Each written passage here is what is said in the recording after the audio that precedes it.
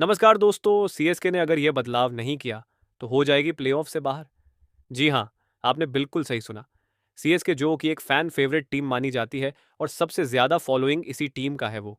ठीक है, लेकिन इस समय इस आईपीएल में स्ट्रगल करते हुए नजर आ रही है और फैंस इनके प्रदर्शन से बिल्कुल भी खुश नहीं है।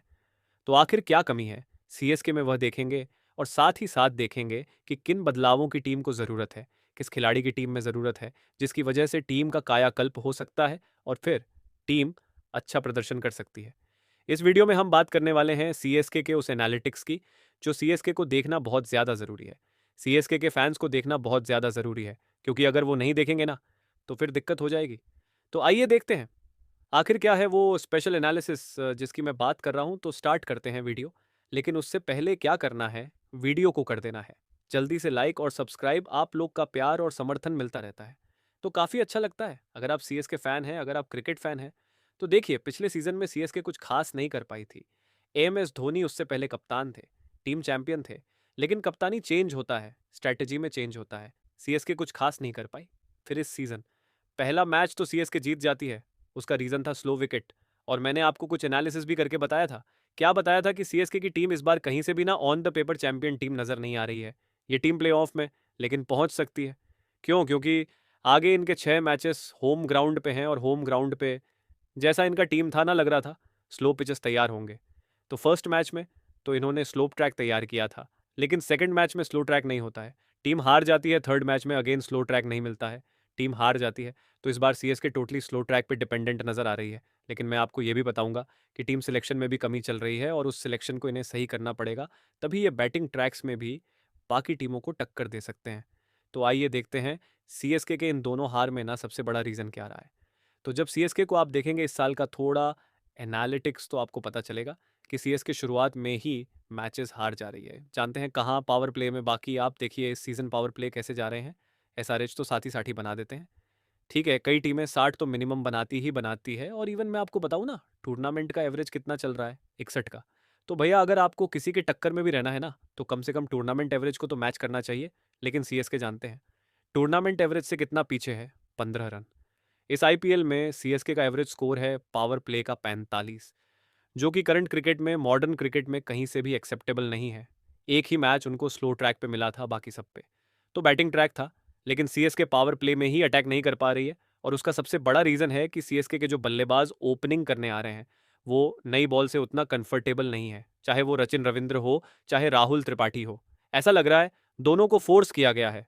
रचिन रविंद्र क्या कर रहे हैं, पावर प्ले में अटैक ही नहीं कर रहे हैं। वो स्पिन के अगेंस्ट ज़्यादा अच्छा खेलते हैं।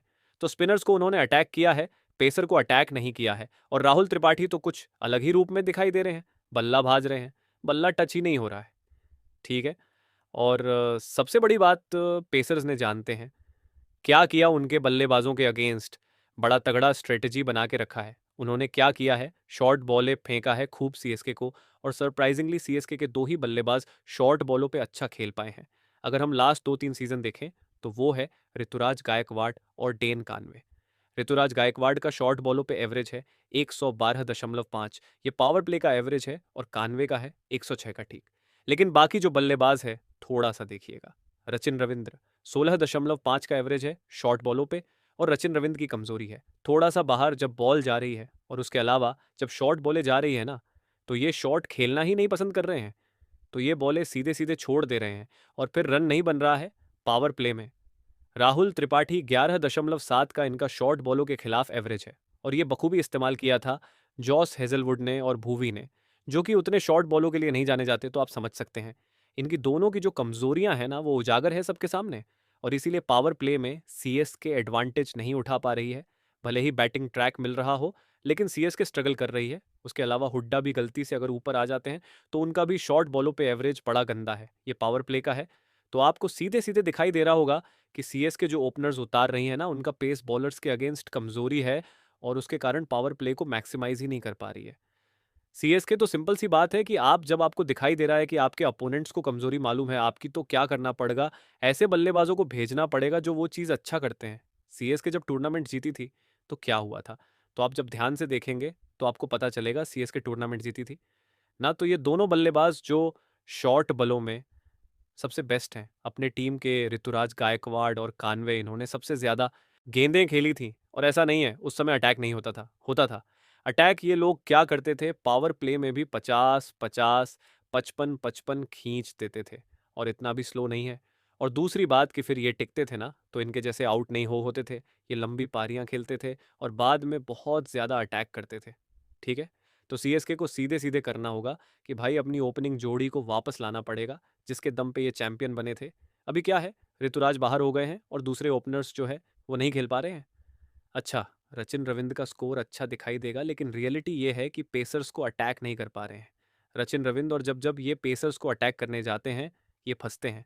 इंटरनेशनल क्रिकेट में ये न्यूजीलैंड से जब आते हैं ऊपर ना, तो जब हिट करने जाते हैं तो कम स्कोर बनाते हैं। लास्ट सीजन भी वही हुआ हुआ था। तो इस बार रचिन रविंद्र बोल रहे मैं स्पिन को हिट करूंगा, पेसर्स को नहीं करूंगा। और वहीं पे सीएस के मुकाबला हार जा रही है। राहुल त्रिपाठी दूसरे तरफ से स्ट्रगल कर रहे हैं। तो सीएसके को चाहिए कि उनके जो दोनों बेस्ट बल्लेबाज हैं, ऋतुराज गायकवाड़ और कान्वे कान्वे भी अब फॉर्म में आ चुके हैं। अगर आप इंटरनेशनल क्रिकेट में देखेंगे तो इनसे ओपन करवाना चाहिए। और उसके बाद रचिन रविंद्र, जो स्पिन के थोड़ा ज़्यादा अच्छे प्लेयर हैं। आर्थुराज भी स्पिन के अच्छे प्लेयर हैं, लेकिन पेस को भी अच्छा खेल लेते हैं। वहीं रचिन रविंद्र भी आते ही अटैक कर सकते हैं। फिर शायद इस टीम का कायाकल्प होगा। तो सिंपल सी बात है, इस समय टीम को ज़रूरत है। टेन कन्वे की टीम जब चैंपियन बनी थी, तब भी ये टीम के टॉप रन स्कोरर थे। और साथ ही साथ ये शॉर्ट बॉलों के अगेंस्ट स्ट्रगल भी नहीं करते। पेस के अच्छे प्लेयर हैं, तो कन्वे को चाहे जैसे टीम में लाना पड़ेगा, और लाना बहुत कठिन नहीं है। सीएसके कर सकती है। ऐसा क्यों? क्योंकि भैया सैम करन और जेमी ओवर्टन, अभी तक इन दोनों ऑलराउंडर्स को टीम ने यूज़ किया है। सैम करन बड़े गंदे फॉर्म में है, ओवरटर्न ठीक ठाक फॉर्म में थे।